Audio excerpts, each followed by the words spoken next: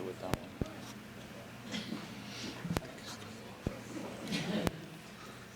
Yeah. Excuse me, sir. Sir. That one. Thank you.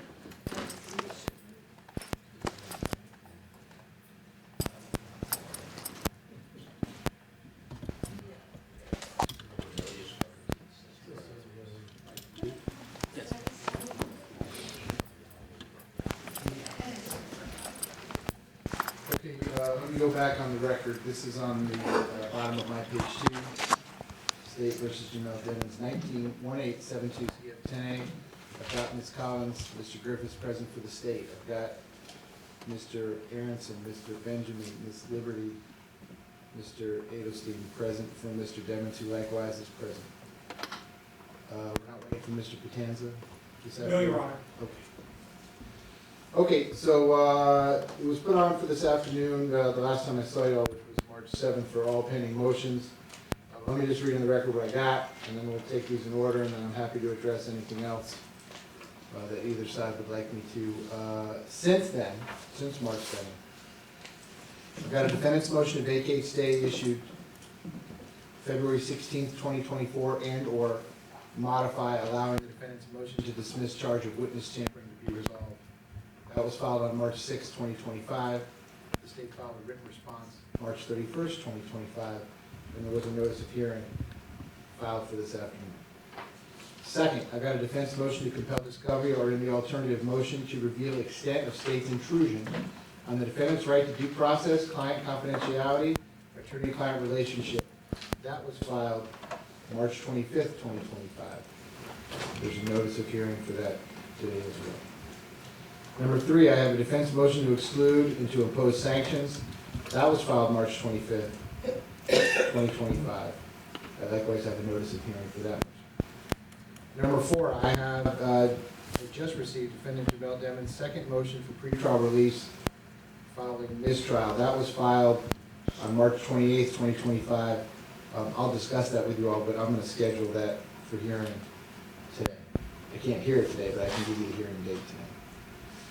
That's all the new business. What was left over from the previous hearing on March 7th was the defendant's motion for order to show cause why the state should not be found in contempt for ongoing willful and flagrant violation of the court order dated February 9th, 2024. That motion was filed February 8th, 2025. The state filed a written response February 17th, 2025. In preparation for this motion today, what I did not have the benefit of the last time we were here on March 7th, but what I have had the benefit of now, is a copy and review of the orders that Judge Murphy entered on February 9th, 2024, as well as February the 16th, 2024. So I did read all the motions. I likewise read all the authorities cited therein. So Judge Wright, earlier in the court last hearing here, there was also a C4 motion that I had filed. And Mr. Clemens, if you accept that, should accept with the motion to relinquish jurisdiction. Well, that's the motion to dismiss the 23 case, correct? Yes. Yeah, I got that. I got that. So again, I won't limit any side in either way. You can present whatever evidence, witnesses, or testimony you want. Just save your argument to the end, I guess, or if it's just your argument, you can tell me that. The first one I want to address is the defense motion to vacate the stay issued February 16th, 2024, and/or modify, allowing the defendant's motion to dismiss the charge of witness tampering to be resolved, and that would be in case number 2310594 CF10A. So, whenever you're ready, you may proceed.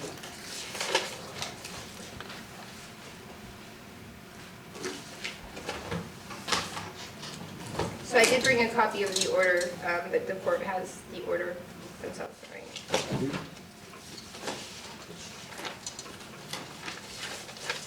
The state did file a response, and I'm actually just going to address the response.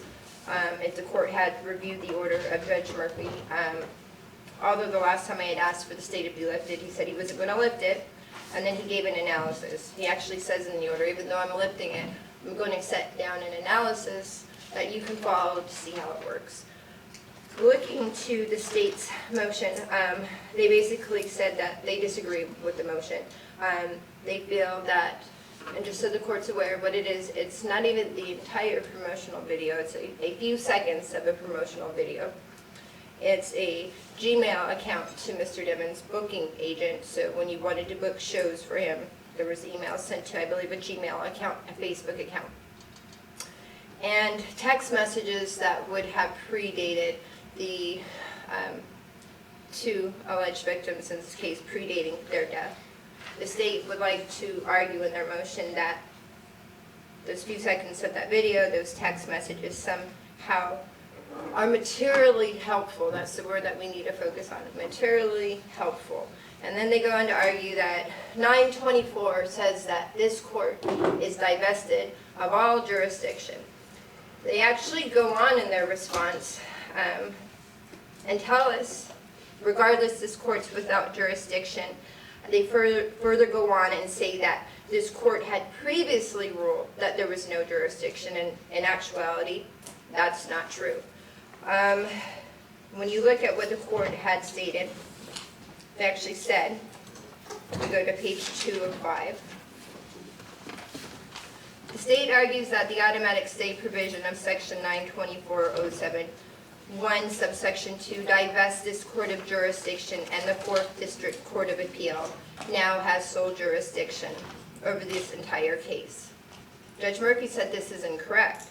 For some reason, the state now wants to tell you in this motion, page 10, that Judge Murphy agreed with them and said that he didn't have jurisdiction. When in fact, what he said, I have a copy for you, Judge, if you want me to hand you an order. Okay. In fact, what he said is that when you're dealing with collateral materials, collateral to the subject matters up in appeal. So it's important to talk about, again, what's up in appeal. Text messages, emails, all predating the deaths. They want to say that somehow these emails from 2018 and text messages from 2018 somehow knew in the future that there was going to be a trial in 2023, and somehow that these two kids were going to die. There's nothing like that in that video. There's nothing like that in those text messages. It's pretty black and white. I am asking the court to relinquish jurisdiction so we can address witness tampering. Witness tampering. This court has said several times that Mariah Hamilton had no legal obligation to attend trial. That is what 941 requires the state to prove in their account for witness tampering. So to now basically mislead the court and say, hey, but these text messages and this video, they prove what? That Mariah Hamilton was supposed to come to trial? Do they prove that she was legally summoned and required to come to trial? No, they don't prove anything. They don't even prove the homicide from the case that they're up on appeal with. The state goes on to quote 924 a little bit more, so I actually took the time and read through the different cases that were previously quoted. And I would turn the court to look at Bryant versus Blunt, coming out at 261 Southern 2nd, 847. I do have a copy of the court wants to see. Again, this was quoted in Judge Murphy's case. But what they go on is they talk about this material. And it goes on to talk about what the purpose of a stay is supposed to be. And they tell us in this case that the purpose is so the state is not irreparably harmed and that they don't have to proceed to trial without the material benefit of materially helpful evidence. Every piece of evidence right now that's up before the 4th DCA does not prove witness tampering. It would not be able to come in on the witness tampering. So to say, let's hold this up. Let's keep him sitting there. Hold this case up. Let Cortland Henry sit in jail for no other reason other than what we had emails setting up a deposition. They haven't met their burden with the witness tampering, Judge. And that's what I'm asking this court to do, is to lift that stay. If you don't want to lift the entire stay, lift it as to my C4 motion. Let us proceed on the C4 motion. There are 4 counts that my client's being charged with. I'm only asking to be lifted and argue to count 1, which is witness tampering. So technically, it would not even bring the case to finality for that matter. But nonetheless, it is in the court's discretion. I believe you do have a jurisdiction to make this ruling. One last thing, going to what we learned from Bryant versus Blunt, they analyzed what the stay is for. And they went a little bit further in this case to say, hey, looking at what 924 says, and it's supposed to protect, again, the state from having to proceed with evidence that's material. The evidence that's up on appeal right now would not even fall under the proscribes of 924. So there should be no stay. Nonetheless, as always, the state wants to delay this, and that would go up to why at this point we may have to entertain this bond issue. But I'll rest. Okay.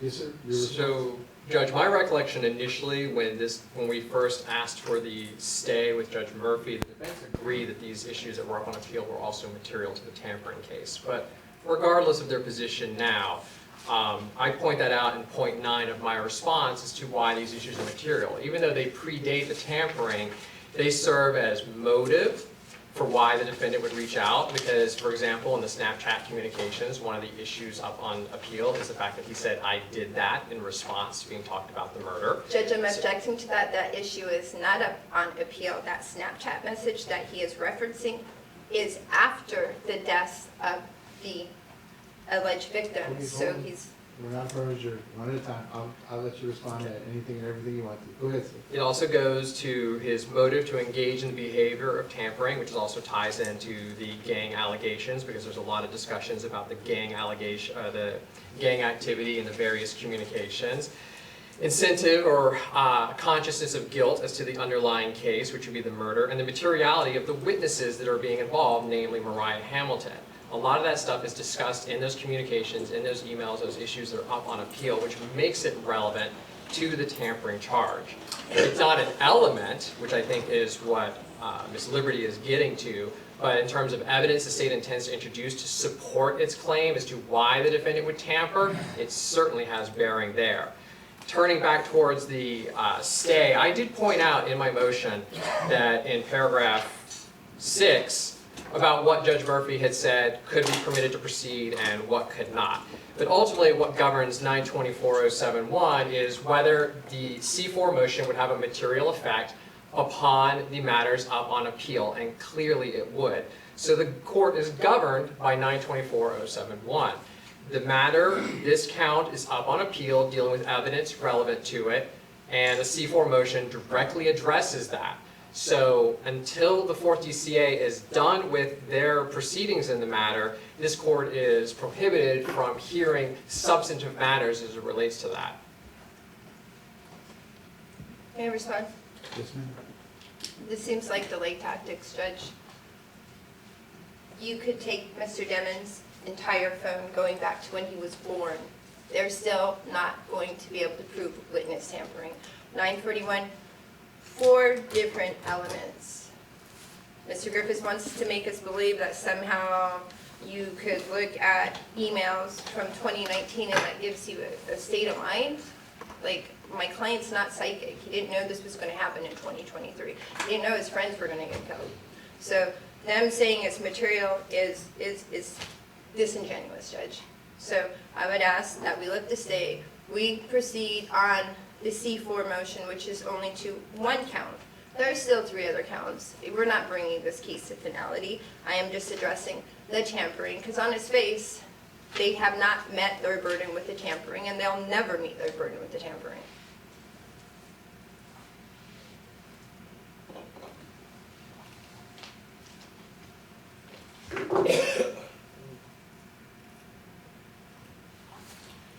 All right, so, Mr. Rips, I'm looking at standard jury instruction 21.10, tampering with a witness, which is 914.22, subsection 1. That's what you charged Mr. Dennis with in count 1. So what you're telling me is the state's position is that some of the evidence that is subject to the appeal that's currently in front of the 4th DCA is evidence that you would use not only in litigating the pending motion to dismiss, but you'd use it in the trial as well. Correct.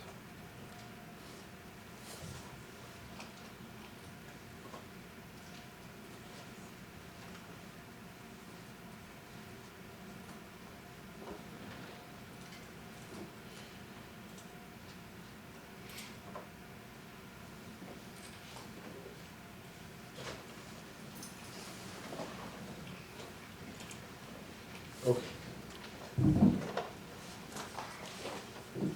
All right, so listen, I certainly understand the defense position, and I certainly would like to bring all these matters to fruition as quickly as we can. However, that being the case, I'm nevertheless constrained to follow the law. The plain text of 924.071 subsection 2 says, an appeal by the state from the true pretrial order shall stay the case against each defendant upon whose application the order was made until the appeal is determined. If the trial court determines that the evidence, confession, or admission that is the subject of the order would materially assist the state in proving its case against another defendant, and the prosecuting attorney intends to use it for that purpose, the court shall stay the case of that defendant until the appeal is determined. So I don't think I have any choice here but to rule in the state's favor on this. I don't have any jurisdiction. But you all disagree about what the evidence does or doesn't show. I'm certainly not in any position, nor is this an evidentiary hearing where I'm going to decide who's right or who's wrong about that. But I'm looking at count one. The state has to prove that this alleged tampering was with the intent to withhold testimony or withhold something or affect the testimony or truthful testimony. And then element number 3 says that the official proceeding involved in the investigation of and one of the choices is capital offense. So Judge, what they have to prove with 941, which is the most important element, is that Mariah Hamilton was served with legal summons to attend an official proceeding. In this case, under that statute, 941, it defines what official proceedings are.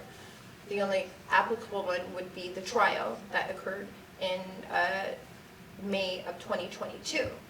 So with that in mind, that they must prove that there was... You're making a jury argument. We're not at the motion to dismiss. The only way that I can grant your motion is if I decide under 924.071 subsection 2 that this evidence can be related at all. And the state's telling me that it is related. I understand your position is that it's not related, but... I'm in the position that 924 does not apply because it is not materially related. And I will also I know you're ruling, but with that said, if that was so much the case, then why haven't they stayed Cortland Henry's case or Terrence Mathis's case? Because this evidence still can't come in their case. Cortland Henry's attorney could come and adopt my C4 motion and argue it himself. At this point, they have not moved to stay that case and say that evidence is so important. So why could that work with the co-defendant, but not with Mr. Demmons? Because there's no logic to it, Judge. I have no idea, nor do I have to decide which side's behaving logical or not, in my opinion. Lucky for me. So on this one, again, pursuant to 924.071 subsection 2, the defense motion to vacate the stay issued on February 16, 2024, and or modify, allowing the defendant's motion to dismiss the charge of witness tampering to be resolved. Respectfully, this may be denied. For the reasons I just stated on the record, I will enter the appropriate written order. So although you have a role, I would just leave this impression with the court. We did have this hearing. We did discuss the stay. The state had represented that it had no issue with this proceeding forward, and here we are back at stay while he waits. Thank you. Okay, the next one is the defendant's motion to compel discovery or an alternative to reveal the extent of the state's intrusion on the defendant's right to due process, client confidentiality, attorney-client relationship. So, Mr. Anderson, I think you filed that whenever you're ready. He did, Judge, and I talked to Mr. Aronson before the court took the bench today. When that motion originally came in, I emailed your judicial assistant and listed out some reasons why the state would not be ready to argue that today. I'm still in the process of creating a response as well as investigating some of the issues that were raised. I'm not prepared to argue that today. I would ask the court to set this when the bond hearing is set. Okay, that request is denied. Go ahead, sir. Erna, here is the case law. You said you read it already, I but did. I'll give you a whole packet because my secretary would be very upset if I make her make these copies and I don't give them to anybody. Understood.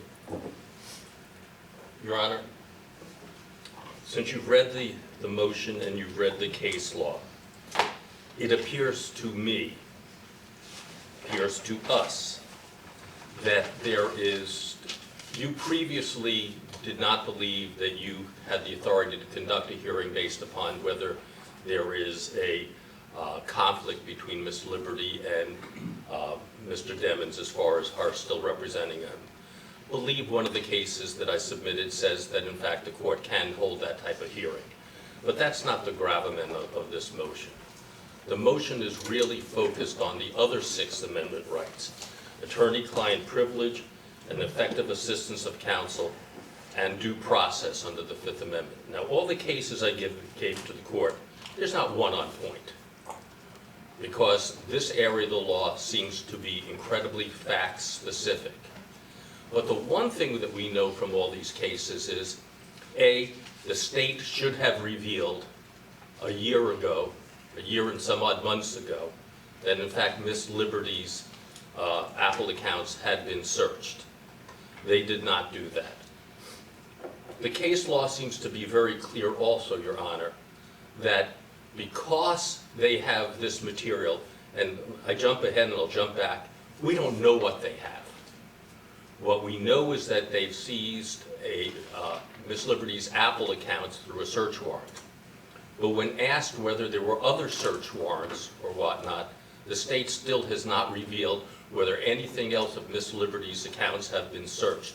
They did tell us that in fact that no other attorneys' accounts were searched, but during a federal hearing as to Mr. Demmons being released, it was the interpretation of the attorneys there that the sheriff's office was saying there may have been other investigations of other people. We interpreted that to mean our investigator. We are not positive. It was muddled as far as what was being said. So there may be other investigations going on that we don't know of. But as to this, we know at least Ms. Liberty's Apple account was searched and seized, and everything in it was seized from the inception of the account on, prior to her knowing Mr. Demmons, prior to the murders, or prior to anything. They go back, I believe, to 2019 in January is when they're seeking, the information went back as far as that, but it also goes back into the historical stuff of the accounts, when it was set up, things like that. So even though it's maybe delineated for 2019, you get information that is part of the entire account. So they have all these records. We don't know what they are, but we have a problem because they have all these records. The case law, if you've read it, says under the Sixth Amendment, if client confidentiality has been breached, we have to specifically file a motion delineating what we believe is client confidential. We cannot do that if we don't know what they have. We have the right to go into whether or not the prosecutors on this case have been tainted by the material that they received in the investigation of Ms. Liberty. Remember, I only represent Mr. Demmons. I don't represent Ms. Liberty. So how this affects Ms. Liberty is irrelevant to me. But they have seized all of her accounts. In that, are there comments made about our trial strategy? Are there emails, are there communications, text messages about our trial strategy? How about whether or not she just met with Mr. Demmons and Mr. Demmons says this, and this? The bottom line of all of this is they did a mass seizure of everything in Ms. Liberty's Apple accounts, and in order to be able to defend him properly, we need to know what they have. We need to know whether it was received properly, whether it was reviewed properly by a taint team, whether they went beyond the taint team and things were discussed with the prosecutors. Now, if you went through all these cases, you notice that during these hearings, prosecutors are called to testify, agents are called to testify. We don't know which prosecutors to call. We don't know which agents to call. We know nothing. We are totally in the dark. Again, if you've read all this case law that I provided for you, there's case law that says we have to demand all the material be returned, and that they have a duty to return that case law. They have a duty to return everything to us without them having copies. As I said, each case is a little different from the next. I'm not here asking the court to dismiss the case. I'm not here asking the court to sanction the state.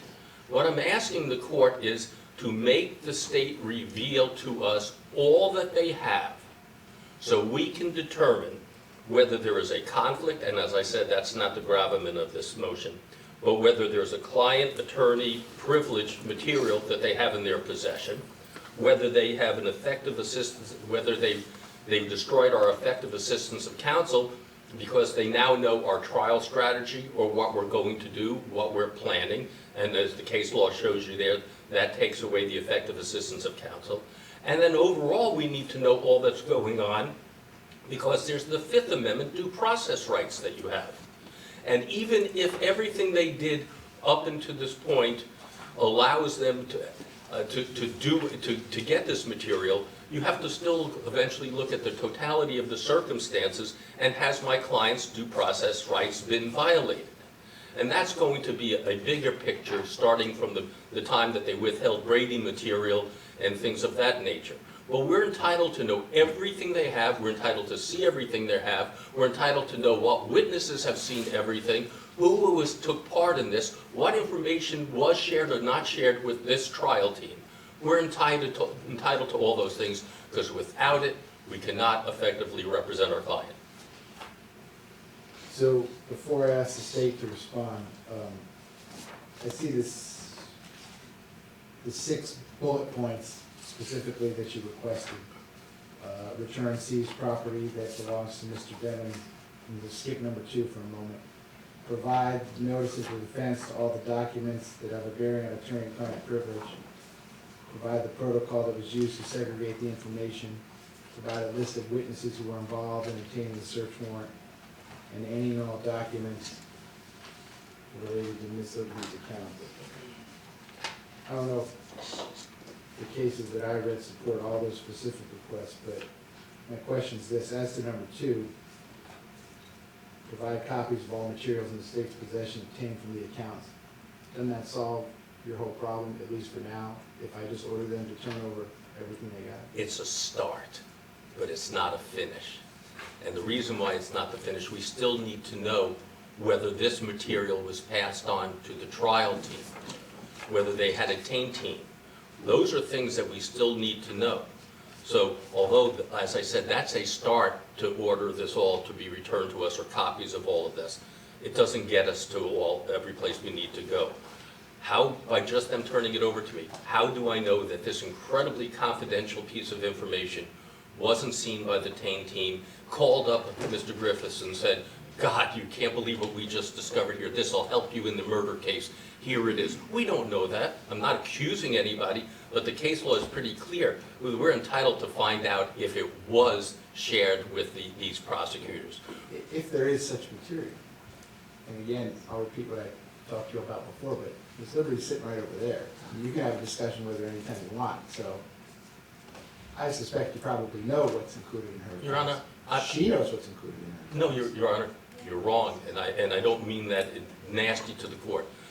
Will you please tell me the communication that you sent to so-and-so on January 23rd, 2022? You don't know. Listen, quit while you're ahead. I think you're probably entitled to all this stuff. Excuse me? I said quit while you're ahead, because I think you're probably entitled to all this stuff. But, Mr. Griffiths, over your objection, I know you said you wanted to prepare some response, but, and I might be skipping ahead to Mr.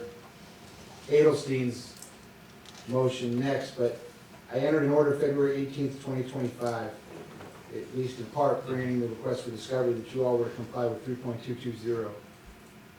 So you got these materials in December of 23. I don't see any discovery submission on the docket. So Correct. am I correct? The state has not made any supplemental discovery disclosure regarding any of these materials? Correct. Okay. So I presume that means you're not gonna use any of this at the trial because Correct. you've had an obligation to do so and you Yes. haven't done it. And that was my So- comment to the court. If you're not gonna use any of it at the trial, and again, to repeat myself, as I seem to do every time we all get together, since Mr. Demmons is entitled to heightened due process because of the penalty that's involved here, you haven't charged Ms. Liberty with anything. You've had over 17 months to do, 15, 16 months to do so. Despite your all's position, I've previously found that it's not an ongoing investigation because you haven't done anything. Now you're telling me there was no materials involved that were turned over to the state that even warrant you supplementing discovery. So if that's the case, what is the harm with me granting the number 2 request that you all just copy everything that was given to you and give it to the defense so they can see what it is? Because I can't find any harm at this point, so what's the harm? So let me back up a little bit. So despite what the court feels is no longer an open investigation, it does remain an open investigation. I have met with the detective. The investigation is still open. All right, well, but that could be forever. And I Additionally, hate to interrupt lawyers, but that could go on forever. I can tell the court the case is actively being worked. Well, And that on- doesn't mean anything. And on top of that, well, because obviously I can't disclose to the court exactly what's going on. So what's the plan, sir, if you don't mind letting me in on this? Now that I've special ordered 750 jurors in September, are you all planning on arresting Ms. Liberty 10 days before the trial Judge, starts? I can't disclose that at this point. Well, okay, so my finding over your objection and the way I'm going to proceed forward is that there is no ongoing investigation. So that's the way I see it. Go ahead to your next point. All right, Judge, well, following up with that, let me find because I was working on a response. Criminal investigation is considered active as long as it's related to an ongoing investigation with a reasonable good faith anticipation of securing an arrest or prosecution in the foreseeable future. There is no statute or regulation on how long a investigation remains open. That's Florida Statute 119.011, Florida Freedom Newspapers versus Dempsey at 478 Southern 2nd, 1128, Avila versus Miami-Dade County at 29 Southern 3rd, 401. There's other citations, but that's the first 2. There's no time limit. And this, as an officer of the court, I'm telling this court this remains an open investigation. It is currently and still being worked. The materials that they seek, first of all, there's been no seizure. The case law actually talks about this. Copies of her Apple records were provided to BSO, which were then subject to the filter team, but she was never deprived of those records. She still has access to them. The lack of seizure, so there's been no seizure. The lack of seizure is echoed in Ray's search warrant to Google, which is at 232 Federal Supplement 708, and Ray's search warrant issued to Google at 264 Federal Supplement 3rd 1268, U.S. versus Lorna 333 Federal Supplement 3rd, 172. Matter of search info associated with a redacted Gmail account at 2017 Westlaw 2480752, which all cite to U.S. v. Jacobson at 446 U.S. 109. A seizure of property occurs when there is some meaningful interference with the individual's possessory interest in that property. There's been no seizure. We have copies, yes, but there's been no seizure. As the court has pointed out, she has copies, she has access. So she has what the state, she probably has more honestly, but she has what the state has. So she has access to whatever it is that we've reviewed. And so then, if that's true, the harm in me ordering you to turn it all over, so then she'll have 2 copies of what she already has, is what? I'm telling the court there's been no seizure and it remains an open investigation. Let's say you're right, which you're clearly not, but let's say you are. He has to decide who he wants his lawyers to be. We keep having the same discussion. And How many trials do you want to do? And I'm protecting my open investigation, Your Honor. No. You all decided to do what you decided to do. Anything else you want to tell me about this? Yes. All right, go ahead. So, turning towards the points that were raised in M. Neal, which was in the defendant's motion, was evidence or is evidence going to be used at the trial directly or indirectly produced from the intrusion. No, we're not using anything. That's the subject of Mr. Adelstein's motion. We're not using anything. Was the intrusion by the government intentional? Yes, that's why we obtained a search warrant. Did the prosecution receive otherwise confidential information about the trial preparations or defense strategy as a result of the intrusion? No, we have not received anything. The trial team handling this case has received no confidential communications. And were overheard or any conversations or other information used in any way to substantial detriment to the defendant? No, because we're not using anything. We don't know anything about their strategy from anything that's been recovered. So they can't even establish the prongs that would require the court to compel us to turn over these materials. He's right about that. We're not, this isn't an evidentiary, I mean, you all aren't making an evidentiary hearing because you can call whatever witnesses you want, but no one's calling any witnesses. You guys are the lawyers. You're not witnesses. So I understand what you just said, but there's no record evidence of that. I know, Do you want to call some I'm proffering to detectives, the, I'm proffering to the court. Proffer's not going to do it, sir. Today's April 1st. His trial's September the 10th. That's why you might have noticed, although I don't prejudge anything, every time someone asks me to slow down on something, I deny it because it's time to do this work and get done with it. So I haven't heard anything yet that says, don't turn it all over. So anything else? And again, Judge, that is why I asked for additional time, because 4 days prior to this hearing, with the issues that I raised in my email to your judicial assistant, I still have not completed all my work in terms of You're telling responding me to if I this. order you all to turn it all over to me, and I review every single part of it, you believe I'm going to determine that nothing qualifies under 3.220? Nothing they're entitled to prepare for trial? Judge, we're not using anything. That wasn't the question, I sir. understand the court's question. I'm telling the court, I don't have access to everything because obviously there's a filter team in place. You don't know, Right, but I don't know because I'm not entitled to know, nor will I know, but the state hasn't turned anything over. because we're not intending to use it. It's not going That's to not affect what Mr. Demon's 3.220 case. says. It's not what you intend to use. That's their standard. But that's what They have to turn over the what they case law intend and to the use. statutes You have talk to about. turn over everything that you know about. If it intends to be used at trial or it has any material bearing. And based upon what we are aware of and what has been turned over, it is not. Okay.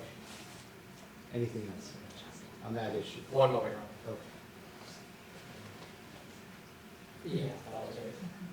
All right, Judge. I'm sorry. The one other issue, which is the other reason we asked for it, is BSO was not noticed of this hearing. They are the investigators in this case. They are the ones in material possession of these documents. They're the ones that actually know more about the investigation than we do.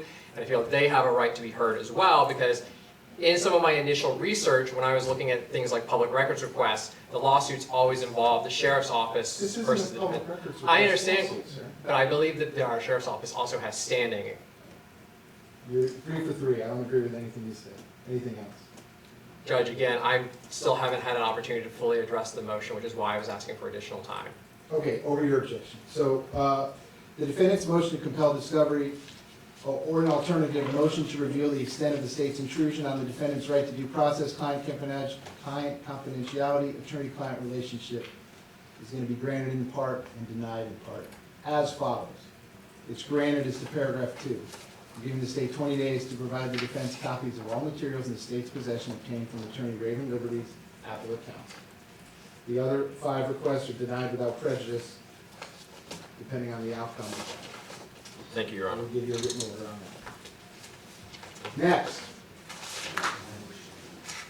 The defense motion to exclude and impose sanctions. Mr. Adelstein, that's your case. That's your motion, sir. Go ahead. Based upon Your Honor's ruling just now, and the state's representation, this is moot as far as excluding evidence. However, I do ask the court to understand that the state ignored your order. Well, they're telling me that they have nothing to compel under this. I got, You know, man, if I got a lawyer sitting in front of me in a death penalty case that tells me something and it turns out to be completely wrong, that lawyer's gonna have a large problem. fair enough, They're gonna have a large. fair enough. Based So- upon that, What do you wanna do with this motion, sir? we will withdraw it at this time, Okay, without prejudice. so the defense motion to exclude and impose sanctions that was filed March 25th, 2025 is gonna be withdrawn in open court. I'll make no ruling on it. Fair enough. Next. This is the second motion for pretrial release, so that requires an Arthur hearing, so I have to give you a date for an Arthur hearing. So did Mr. Demons ever have an Arthur hearing? He did, And which judge was that in? Judge Murphy, and there's an order dated,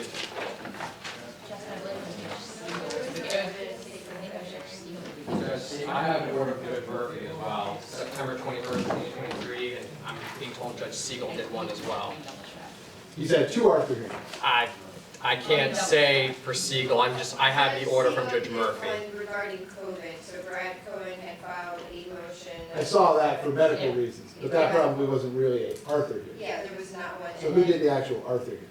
Judge Murphy, after the mistrial, there was one argued, I believe, by Mr. Aronson. And we didn't present evidence, we basically relied upon the mistrial. Was it you? Well, the trial transcript would be the. That would be the evidence. Right. Well, I'd let each side present whatever additional evidence they want, but if someone wants to give me the trial transcript, I'll read it before we do it, and then I'll let each side present whatever additional evidence, witnesses, or testimony they want. There's certainly, Mr. Jones would be entitled to do that. I think at this point, he has to prove a change in circumstances, does he not?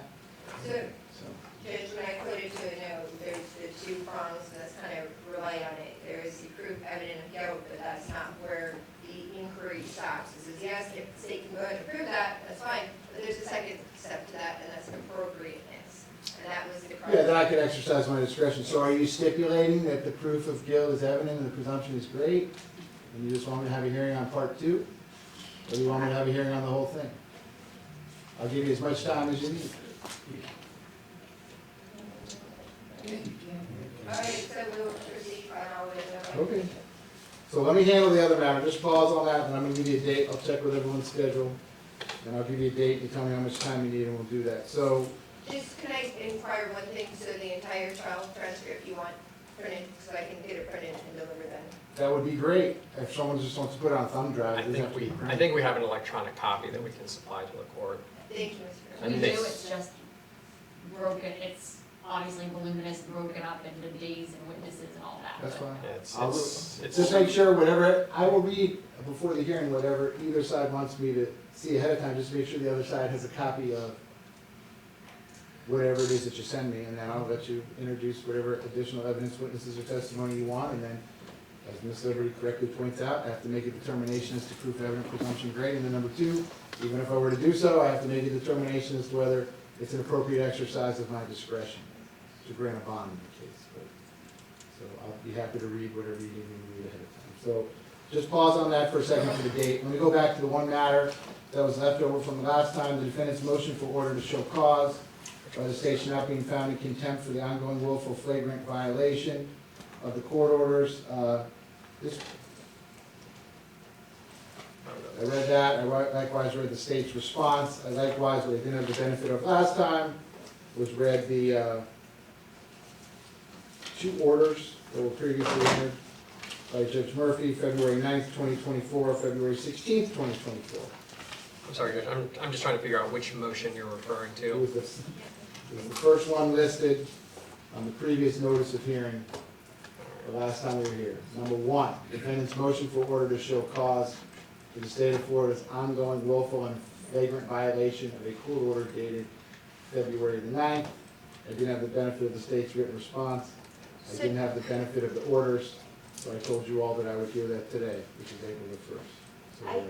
I think we kind of worked most of this out. We did, I think the crux of my complaint with that motion that day was setting depositions, and Mr. Griffiths gave me a whole plethora of depositions. Somebody is in my office today actually setting up notice of depots. So my issue, we resolved, Judge. Okay, so is this one gonna be withdrawn in open court as well? Ms. Liberty, you're the one that filed. Yes, Judge, Okay. yes. Worst case So, scenario, Ms. Wilcox, whatever. Defendant's motion for order to show cause by the state of Florida should not be found in contempt for ongoing willful flagrant violations of the court order dated February 9, 2024. This motion was filed February 8th, 2025. That one's gonna be withdrawn in open court. So that's all that I have today. I'm gonna give you a hearing date for the renewed Arthur hearing. Ms. Liberty, how much time might you need for that hearing? How long will you take to get him the transcripts, Mr. Griffiths? We're gonna go back and email the transcripts this afternoon. I think Taylor's a We bit more. can't email them. Oh, they're huge. We'll be delivering them on a thumb drive, either this afternoon or tomorrow. So, We get a copy? No, they're not that organized. here, I know. there's a drive I brought for something else that I can give. Oh, no, they'll fit on a USB, that we can give the judge, just matter of how long it'll take to go through what we have, right, make sure you guys have a copy, make sure we're all. I think the agreement. issue is that we have the transcript divided by witness and topic, so it's not in any kind of. Whatever, I'm just saying that. So you know that Travis, the last clerk, actually had filed in the docket a day-by-day synopsis of what happened in trial. So Oh, yeah, no, that's what we day one, spent, we just trying to testifies. put that together, and I don't even know that we still have it. No, I just printed it, Travis did it. Oh, you know that, but I don't know that we have all the transcripts. We know what happened each day, but we don't have. There are- If we are- you We're give missing me the transcripts. USC this week, like by the end of the week, I will take on that task. Oh, no, I can, if you want to do that, that's right now I can copy what we have, and you can tell me if there's anything. We can all confer, judge, between each other and see if they have things we don't, if we have things they don't, and figure out what Yeah, transcripts listen, are I'll missing. set this as soon or as far away as you need, but when we do have the hearing, how much time do you need? Mr. I can give you as much time as you need. You want a whole day? Give me a whole 2 day. days? Tell me what you want. A whole day? Just, a whole day, yeah, if you read the transcript and then read, like, you read it, I can hold it. How long do you need me to say? We're gonna rely on the transcript, so Yeah. we're just gonna go to the argument. You want to do it on Monday, April 21st?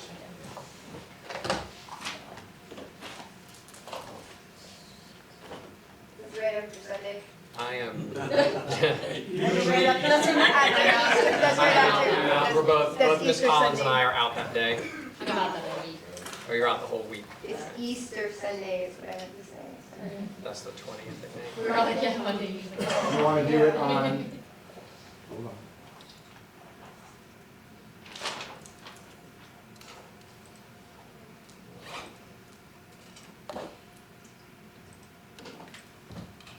Monday, May the 5th?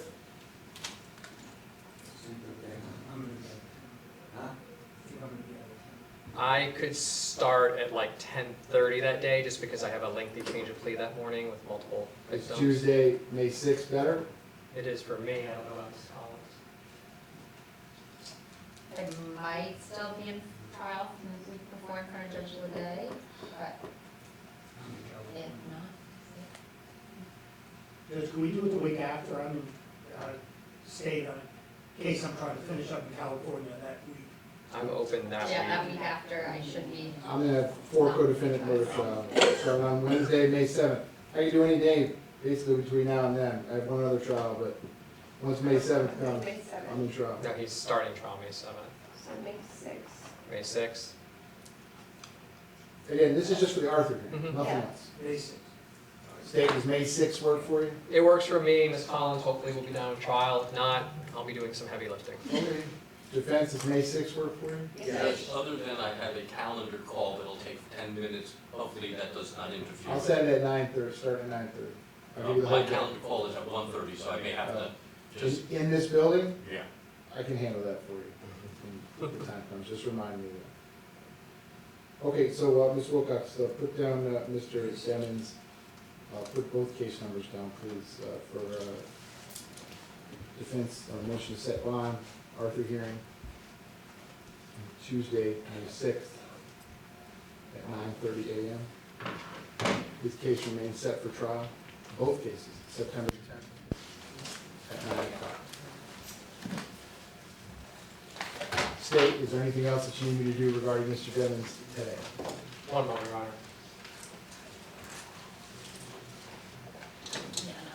Yeah, no. Nothing wrong. Defense, anything else you need me to do regarding Mr. Devens today? Okay. Your Honor, thank you very much. I'll ask Alex, but. Ms. Wilcox, does that otherwise conclude FT for this afternoon? So then the reason FT is otherwise going to be in recess until tomorrow, which is Everything we have for transcripts is on here. Wednesday, April the 2nd, So, at 8:45. Hope you have a good rest of your afternoon. we'll make sure, look at it and make sure you're in agreement that. The transcripts, they're just PDFs, so. They're not large files, it's just not, and I wanna make sure, You have all the trial transcripts that we have. she has my whole file, it's all trial transcripts. And that'll be for Henry's one. Alright, or yes, for exactly what Fred got, and then she'll leave tomorrow, she'll have the other stuff to me. I'm working on it. You said it's not in order. I mean, and then.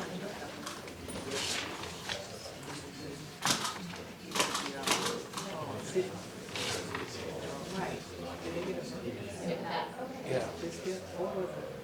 Guilty,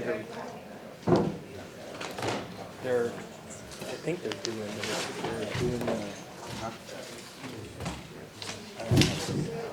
they've decided he's a habitual offender. The new thing. Judge, can I get a voucher for, so we can have it for us in the seats for our hearing? Yeah, it's Wilcox TV blank order, just fill it out. Show you every time we're looking. Have a good day, Jen. See you next time. Yes.